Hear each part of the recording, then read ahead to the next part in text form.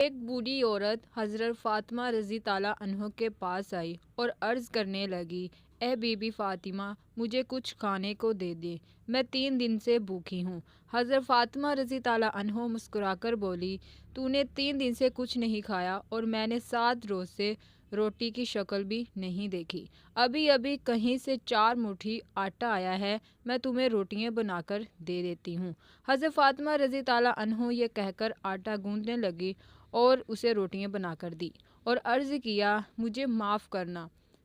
میں تمہیں زیادہ نہیں دے سکی، میرا شوہر مزدوری کرنے گیا ہوا ہے، میں نے کچھ حصہ اس کے لیے بچا کے رکھا ہوا ہے، جب وہ شام کو آئیں تو تم بھی آ جانا، میرا جو حصہ ہوگا وہ آپ لے جانا۔ تو یہ تھے ہمارے پیارے رسول صلی اللہ علیہ وآلہ وسلم کی بیٹی کی ہمدردی۔ واقعہ اچھا لگا ہو تو پلیز میرے چینل کو سبسکرائب کر دیں تاکہ ایسے آنے والی مزید ویڈیوز آپ